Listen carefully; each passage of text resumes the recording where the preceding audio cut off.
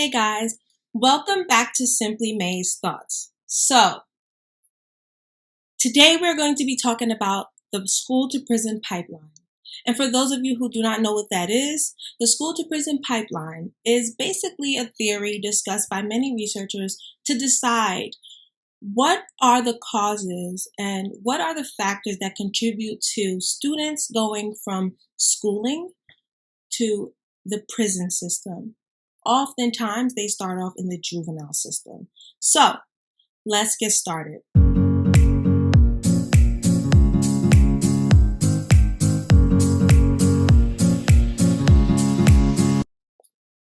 I know you guys haven't seen me in a while, and I took some time because I was launching my business. I started a career services business called Paid Organization. It stands for Professional and Advanced Youth Development. And we basically provide you with the rich resources that you need to get paid. So whether it is career development, academic assistance, business consulting, we provide that for you. We offer resume tips. We offer job interview skills. We provide you with services that give you tangible skills that you need to succeed. And so it's basically the one-stop shop for any student or professional, whether you need help with a job application or an application to a college. We're here for you and we got you. So head over to paidorganization.com, P-A-Y-D, organization.com, and check out our services. If you don't need the service right now, you can still donate to someone who needs the service and cannot afford it. Usually someone in a developing country who seeks our services. And we have that donation link for you. You can either do GoFundMe or donate directly through our website. So let's get into the school to prison pipeline. So on this channel, we advocate for pursuing higher education, especially amongst Black and Brown people. Everyone faces the school to prison pipeline. However, it is extremely detrimental to Black and Brown people in inner city neighborhoods. And I would like to break it down to you, the causes of it and how oftentimes our inner city youth end up in juvenile systems and later on in our justice system. And oftentimes it starts off with school. And it's important that we analyze our communities so that we're able to shift our mindsets and we're able to provide resources that the youth need. So when people are discussing the school to prison pipeline, oftentimes they straight off start off with the curriculum in school. I want to challenge you to start off before the student even gets to school. What neighborhood does this student live in? How does their neighborhood look? Is there a system that it mimics?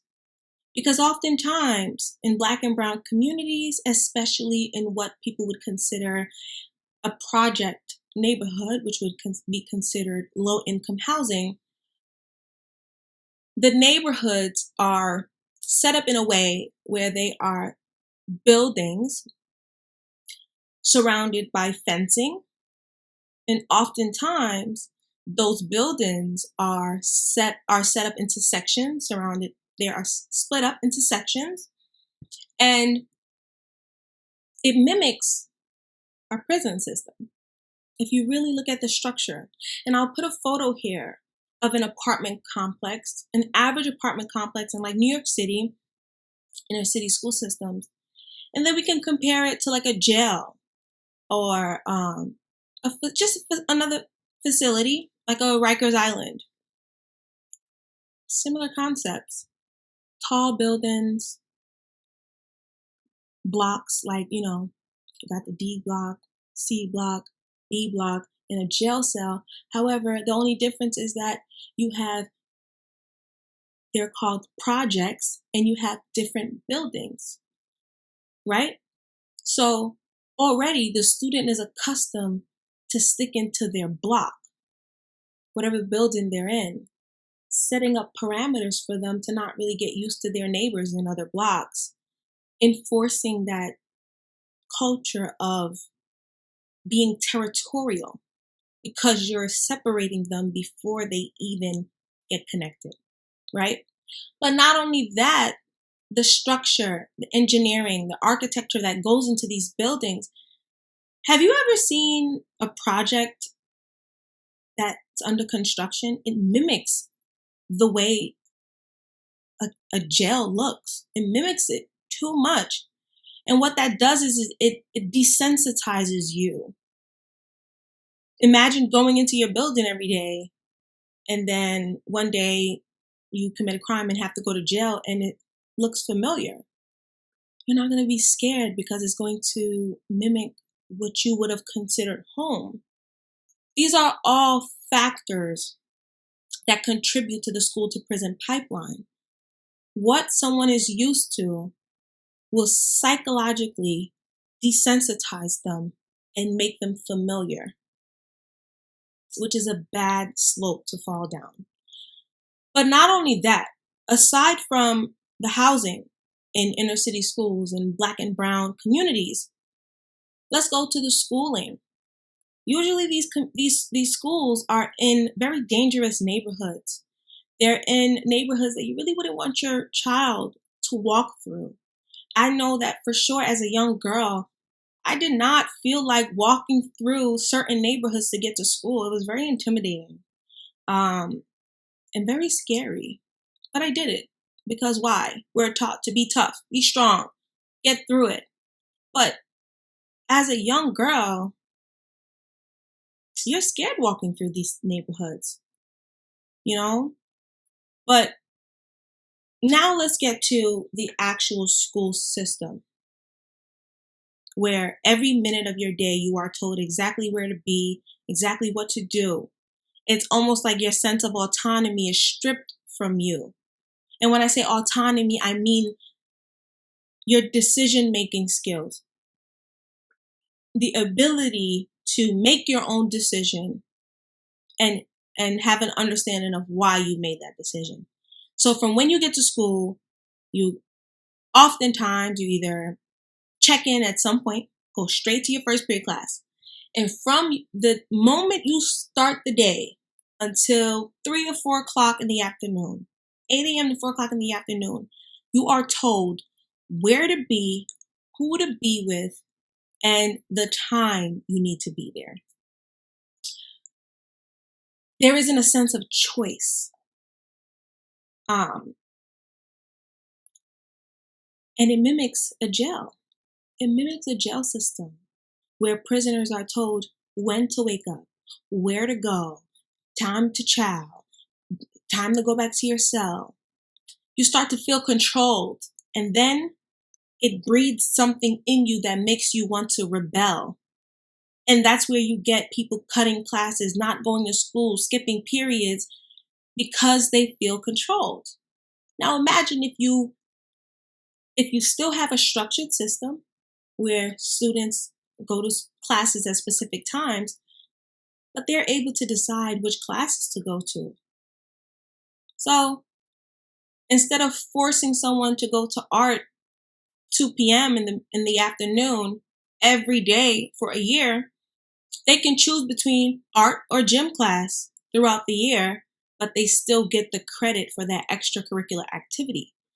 It's giving students a sense of autonomy and making them understand that they still have control, but also letting them understand that structure is important for your development. But if you strip that sense of autonomy away from someone, it's inevitable for them to want to rebel. But not only that, aside from the curriculum, oftentimes the way schools in inner city systems function and handle conflict, it's very contrary to a rehabilitative system. It's very much disciplinary. So oftentimes you'll see schools where They have in-school detention. And then when you go to in-school detention, you're not doing anything but sitting there when you could be learning. You could be speaking with a therapist. You don't know what's going on in that child's life, but you're just sending them to in-school detention without gaining a deeper understanding on why they're even there. It seems very similar to solitary confinement. And it's a constant method of desensitizing students to be okay with the judicial system. Let's just start off with how a student is greeted at school in Black and brown neighborhoods. Because oftentimes, if you are in a high-risk neighborhood, meaning a lot of crime happening, which is usually neighborhoods filled with opportunity crime, meaning there is high rates of poverty and people are seeking opportunity crimes because it's a way to decrease the poverty rate for their personal experience. And that's where you will see people getting robbed, carjackings, etc. However, if you see a neighborhood that's high in crime, oftentimes a student is greeted with a metal detector. Almost like you're visiting a jail. I'm coming to school. And we understand, yes, school shootings happen. I understand that. And students have been caught bringing weapons to school. However, when the whole system is set up to mimic our judicial system, little things like that start to train someone and put a label on someone. So if I'm coming in and I'm being stripped and searched like a criminal, if you have someone pair that with going through some trauma in the home, they may begin to embody that label you put on them. And that's where you will see where a teacher will be like, oh my gosh, this was one of my favorite students in the 9th grade. They were so great. They were a loving student. And then in the 12th grade, this student is considered like one of the worst in the school because they have embodied this label that was put on them as a coping mechanism. So taking on the persona of a criminal was a coping mechanism. Or what about if two students are getting into a fight and you break it up and security guards are called and a student is suspended, but there isn't any real way of making sure that those students have a conversation and actually try to squash the beef. It's more so like, oh, we heard reports that you started. That's about it. You're suspended. So the one who's suspended, there's no justice because they're just suspended and they're allowed back into school the next 2 weeks. And then the one who was attacked or the other one who necessarily wasn't suspended,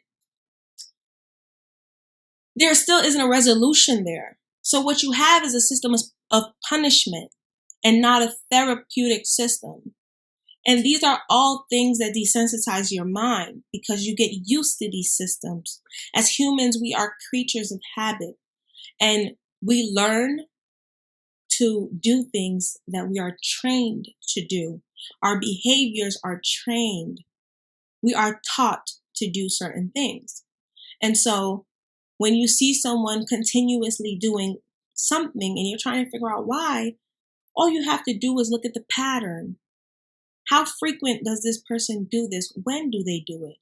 What are the triggers? And then you will get the why.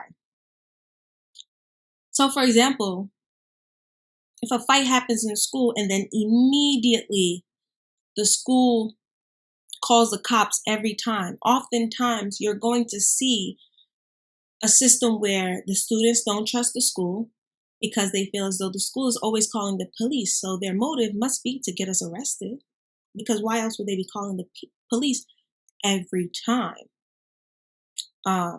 Where school systems do not set certain standards in place to protect students, You'll have students who continuously report bullying and nothing is done until something bad happens. So you'll have that one student who's been bullied for years who randomly snaps. And then all of a sudden, oh yeah, we knew that they were being bullied and things were being handled. But what is the definition of being handled? Or are you really just gaslighting people?